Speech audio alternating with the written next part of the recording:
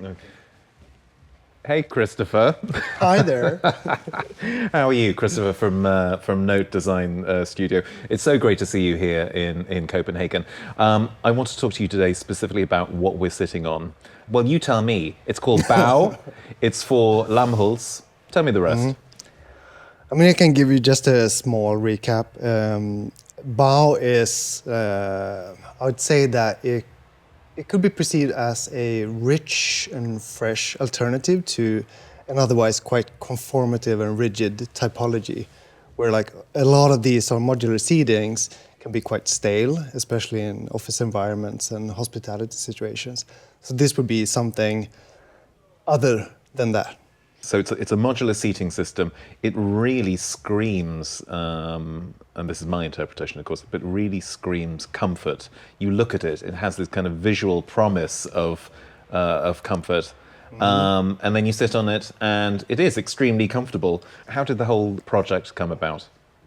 I mean, the visual aesthetic of the project is coming from, we have like a sketch wall in the studio. It's just a blank wall, and when we have like an embryo of an idea, we just put it up there. It could be like a material sample, it could be a sketch, it could be basically anything. And we had this silhouette of the shape of the bow on that wall for like months or even years before we found like a suiting project for it. When we design products, we always try to engage with the end consumer. So when we design something that looks soft, it also needs to be soft. Otherwise, it's almost like an insult to the end consumer. And we try to build like a lot of character. Like we try to design it like warm, friendly, inviting. And that's also like a mini goal for us, because if that shape and aesthetic translates into like a real emotion and a feeling, then we're actually adding something like good to the world, apart from the aesthetics, of course. When we last spoke, you mentioned this project to me. I think it was when I was actually at your studio in Stockholm, and I noticed that you guys in the studio, that you often, the most popular place within the studio seemed to be the lounge area. This is where you seem to kind of congregate for meetings, for sketching, for talking and so on. I mean, the Bow as a system would seem to kind of fit with that. I think that we're basically always using that part of the studio, like the lounge area, as a space that we bounce our ideas on. We always design things that we want to use in our studio or use for ourselves. And I think this sort of setting, we were lacking something like this in our studio.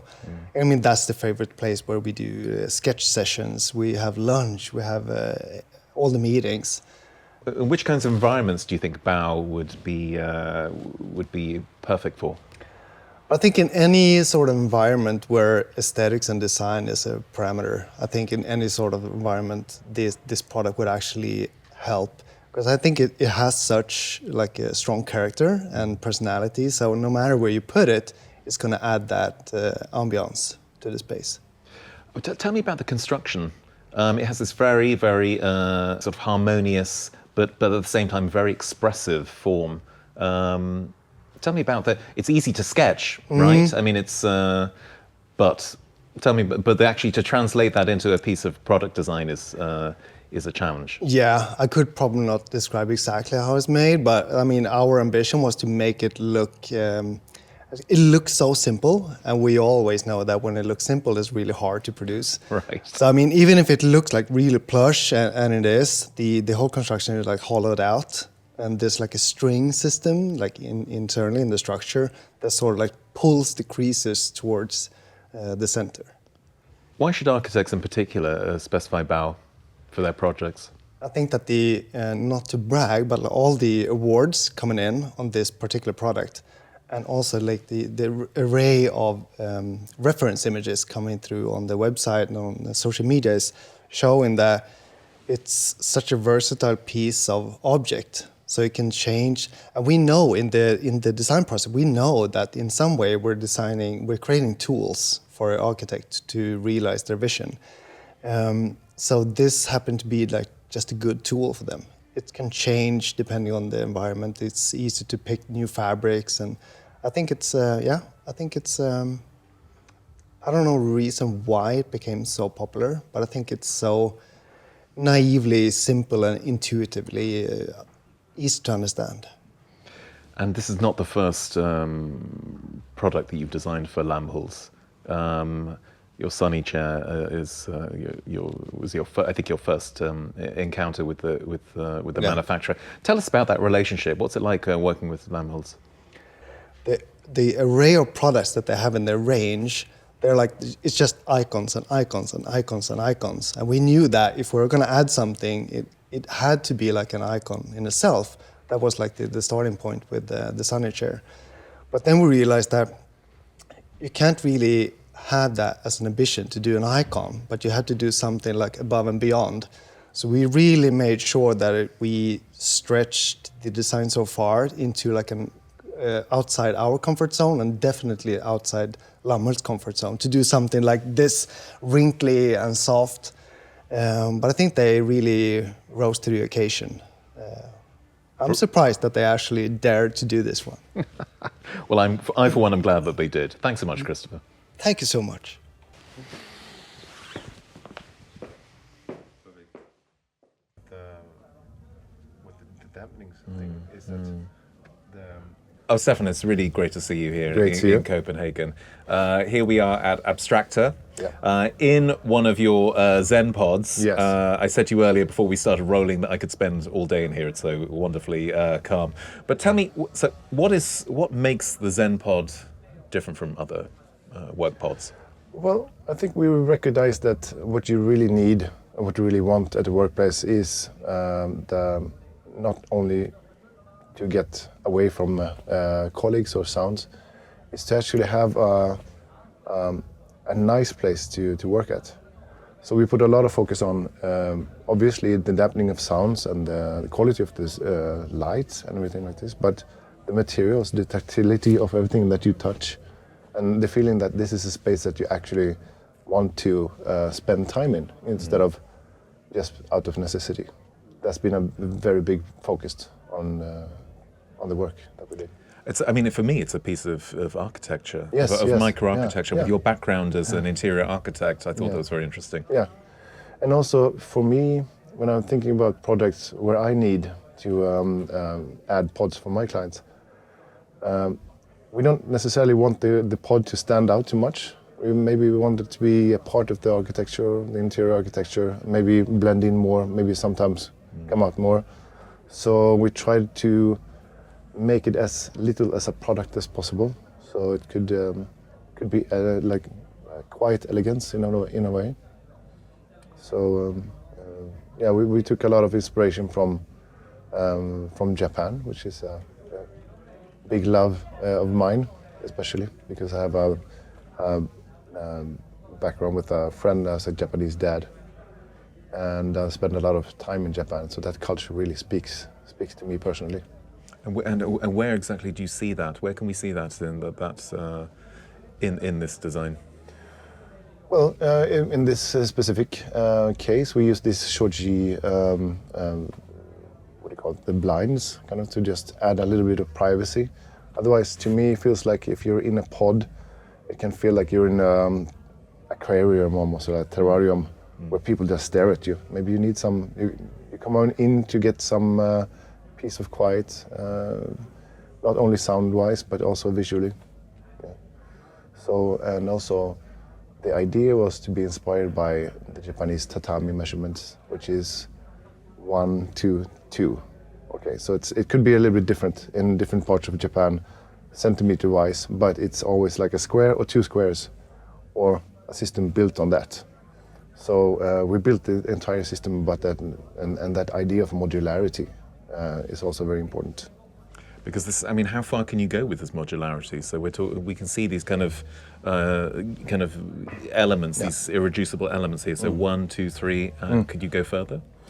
Yeah, you can go as far as you want, basically, as you have a space for. Yeah, lengthwise. Right. Yeah. Tell me about the materiality. So what material choices have you made for Zen? Well, Abstracta is a company that has a history of working with aluminum, extruded aluminum, and they have a fantastic cooperation with Hydro, Norwegian company that actually makes very high quality and also aluminum that has a lot of recycled aluminum in the material. So that was an obvious choice because it's we can add a lot of practical functions inside the pressure and profiles. Right. And also to get sort of this light feeling, we wanted to add as much visual fluidity as possible. So it's a glass focused, of course, so you can see out as much as possible. And for us, the sound quality of the pods is important because it's not only outside or inside. It needs to be a relative sound quality from the inside and the outside.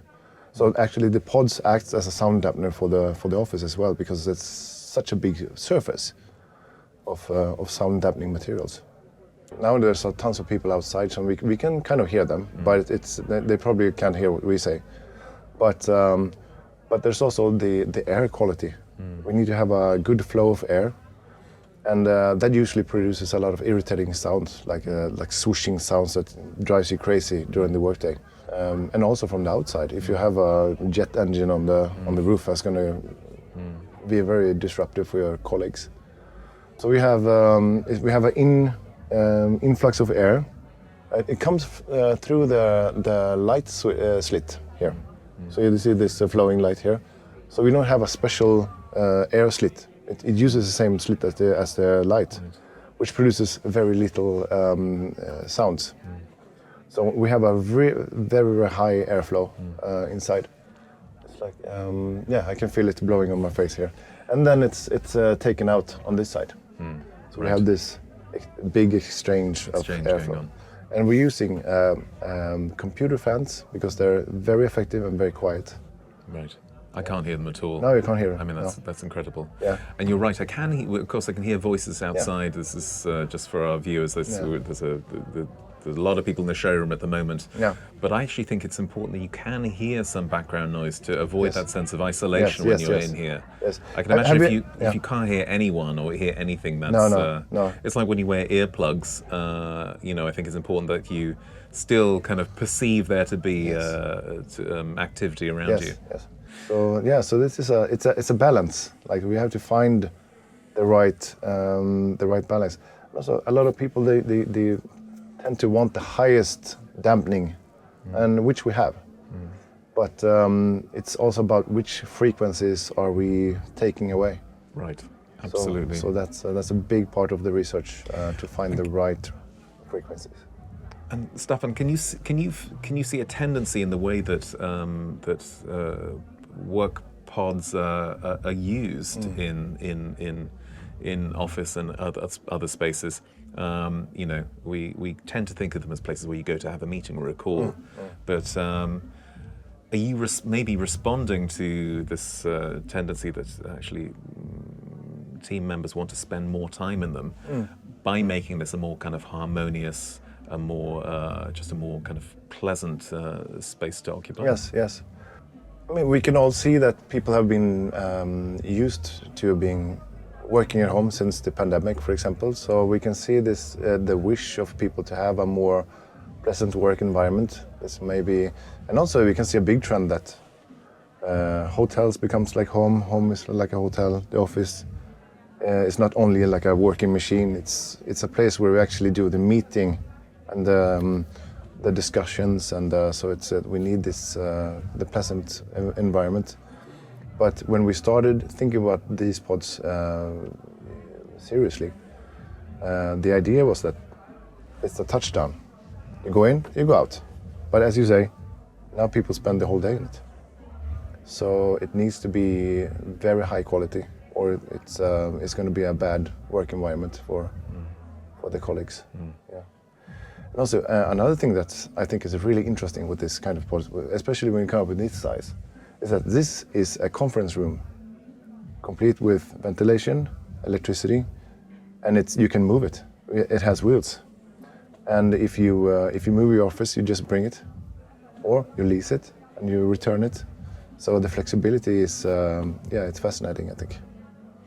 And specifically, Stefan, just one last question, specifically for architects and interior architects and office planners, why should they specify Zen? I think that Zen has one of the highest levels of flexibility and also the highest levels of materiality, and the comfort of the Zen Pod is unparalleled. So I think this is a very good way of creating high level of architecture for your clients. So I hope everyone agrees with me. I certainly agree with you. Yeah. I think you've succeeded. Stefan, Thank you so much. Thank you so much. Thank you. Thanks.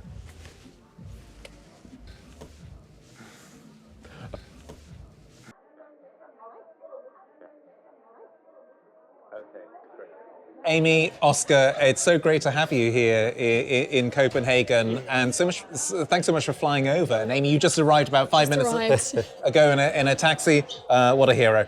So we're here to talk about your bust table for, I know this is not how you pronounce it. As an Englishman, I say Fora Form, but how would you say it in Norwegian? Fora Form. Oh, yeah. Some rolling R's. Yeah. Fora Form? Okay, we can practice that later. But let's get straight into it. Tell me about the bust table. How did it come about? Well, we had two different starting points, Fora Form and us. So Amy and I had an idea of a system-based table with a bracket and one leg that was supposed to accommodate a vast array of tops in various materials, shapes and sizes. And then Fora Form had an idea, or their initial brief was that they wanted to go a little bit back to their roots. They wanted to get something, create something that was sturdy, robust, strong, and in the end, the brief mentioned you should be able to dance on this table. So that's how it started. These two, that was the entry to this project. Yeah. We may test that later. we may come back to it. Amy, tell me about the kind of the detail. What's so special about this table? So we have robustness first of all. What else? Yeah. Well, it's very much a kind of a no-nonsense table. It's very simple in its shape and its form. It's not kind of revolutionary when you look at it, but I think for us it was important to make a really customizable table that is designed to be repaired, to be reused, and to be kind of updated as you go along. And it was important for us to kind of incorporate different color choices, materials, and to make something that was quite simple looking, but to have we worked on this kind of small little detail that we really wanted to have as well. So we've made this detail where it kind of levitates slightly. So we have this contrast of like the heavy, sturdy, and then the lightness as well, which is that's detail. Absolutely beautiful. I think you've perfected that. As you say, that it has a certain kind of volume to it, and one reads the materials as solid, and yet, as you say, it has this top that seems to hover. Yeah, slight little detail there because we. As I said, we really wanted to make it as kind of a simple, no-nonsense shape as possible to really kind of fit in and to blend in and to be kind of easy to use. And easy to read. We wanted the construction to be very visible, and the aesthetics is very much dictated of how it's put together. And we also had this reference early on of the old bicycle. That's your old, not your modern electrical bikes with all the high-tech gear, but a very old-fashioned bicycle where you've got a sturdy metal frame, you've got various parts with simple tools you can upgrade, you can replace what's damaged, you can keep it going for a long time. And that's also like kind of that kind of schematic drawing of an old school bike was also one of our inspirations and starting points. So that the screws are visible, they're tools that you would have at home, easily accessible, nothing is kind of hidden. It's out in the open and honest and easy to understand, easy to read. Can we see a little bit of the construction detail there? This one is 3D detached. Yes. I see. So we've got our kind of profile here, which is the same for all tables. We've got the aluminium bracket that slots in and the two fixing points here. So it's like Amy said, it's not revolutionary, but it's very straightforward and it does exactly what we wanted to do. And the idea is also that we can, with the profile of the leg, we can extend. We can now, at the moment it's at 400. Right. In terms of height? In terms of height, with 1, 2, 3, 4, 5 different tabletop configurations and a vast kind of choice of materials, but also we were looking at kind of extending it as well. Create more of a family. And also we'd like to kind of continue to maybe update the kind of material palette so we could, possibly have different material tops in the future as well. So we have the brief, we have the finished product, as it were. What was the development process like? It's always had the same concept of the bracket, the leg, and various tops, but it's been through some visual changes as well. And I think that's like a really integral and important part of being a designer, is working towards constraints, working towards budgets, working towards factory limitations. It's fine to have a good idea and an initial idea how it's going to look, but it's also like it's really important to embrace constraints in a way and work within those. That's such a huge part of being a designer. And even some of the limitations were, the size of where the wood came from, the solid wood. So we kind of adjusted the sizes of the tables after how to get as much wood out of the top and limiting the amount of waste. Right. So the size has kind of been determined about.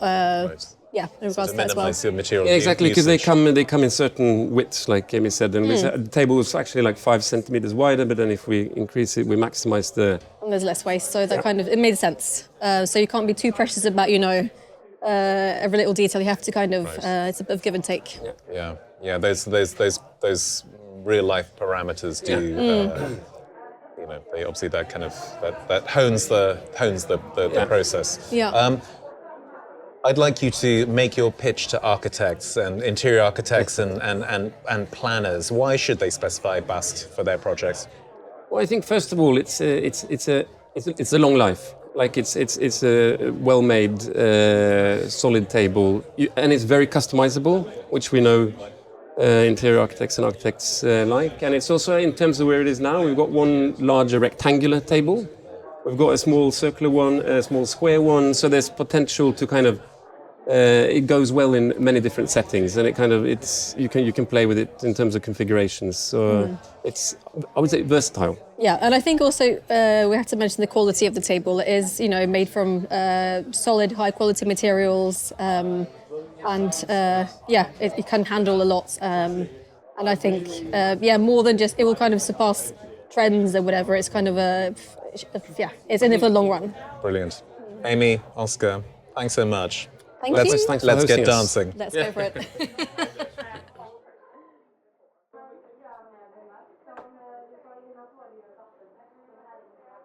Martin from Studio Stockholm, it's so good to see you here in Copenhagen. I heard you made a very early flight this morning and you're going back this evening, so we're very privileged to have you.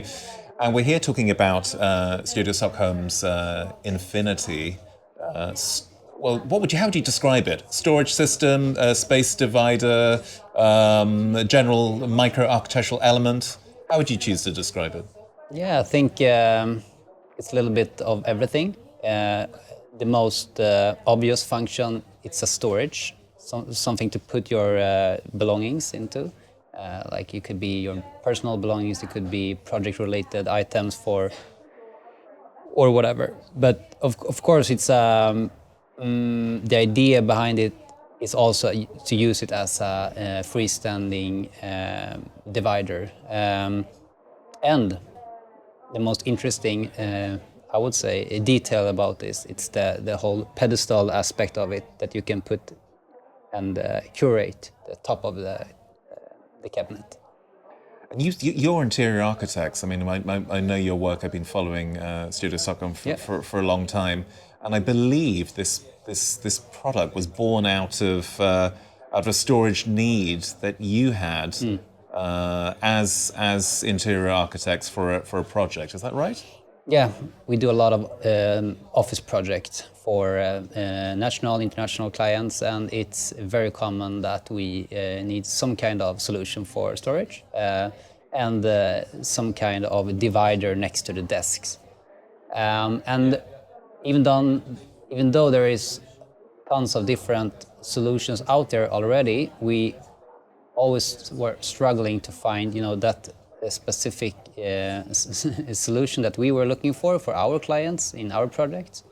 And that was kind of, the whole idea. We did it as a custom piece for this project and the next project and then the third project, and then we start thinking about maybe this should be some kind of a product that if we have this the need of this kind of product, probably others have similar, needs or similar questions about a product like this.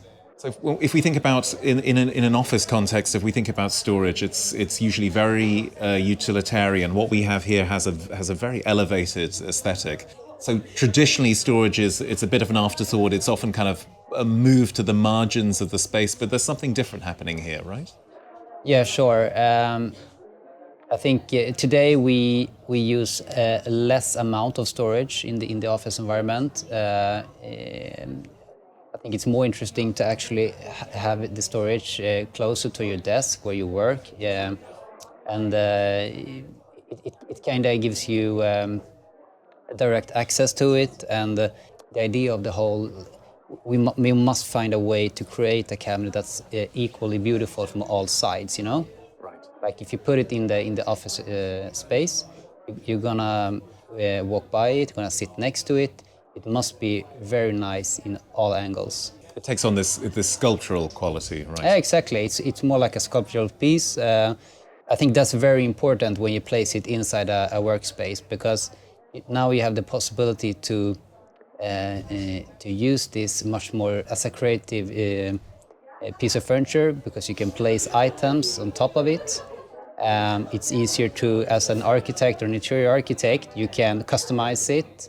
You can customize it on how you work with accessories, or in terms of what surface you're working with on the fronts, or width and heights and all that kind of aspects. And two of my favorite design details, because I had a little sniff round earlier. Two of my favorite design details. One is, you've already mentioned, is this beautiful kind of inlaid top surface, which you described as a pedestal. Which what we're looking at here is brass, right? But there are other materials that you can that can be specified for them. Do you want to tell us what they are? Well, you could actually just leave it as it is. Then you would, in this case, as this is a walnut material, we would then have a walnut top. Also very nice, beautiful material as it is. But you could also customize it, putting a brass or like a textured glass, a stone or leather or whatever. Actually, it gives another level of details and quality to the whole piece, I think. And it allows users to use the surface to kind of curate their immediate space as well. And the other design detail I like, which was a concealed locks. Yeah. You crazy person. Tell me about concealed locks. Concealed locks. No, because what you get is, from the start, is just a plain, a cabinet, doors open, close, with the soft close mechanism. But if you have this hidden RFID lock system, you just use your card to blip it, and then you can open or close it, and it still looks as clean as it looks. So there's no compromise to the overall kind of aesthetic performance. Exactly. Just one last question for you, Martin. So tell me about the Ragnars. So Ragnars are the producers of Infinity. What's it like working with them? Well, we've been working with Ragnars for quite many years. I think we started in perhaps even 10 years ago almost, making a conference table system for them as our first design. And then our collaboration has been evolving over time. And what's very interesting and quite unique with Ragnars in terms of office furniture is they are very flexible in terms of customizing your products for the specific project. So if you need to have this infinity cabinet in another dimension, or width, height, whatever, they are most likely be able to achieve that. And I think that's very helpful in our work as an interior architect, and it gives us more flexibility, and not all producers are that open to those kind of customization of a standard product. So we have still a standard product, but we have the possibility to do so much more with it. So I don't know if you saw it, but we also have this lower, almost like a credenza infinity version, with a lacquered NCS colored lacquered, which is really nice. You get the steel legs instead of this wooden skirting.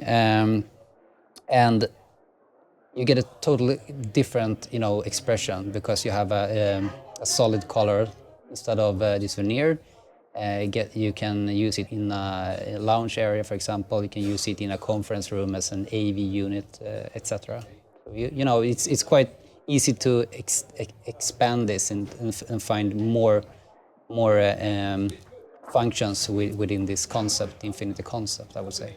Which speaks to the name, Infinity. Yeah, I would say.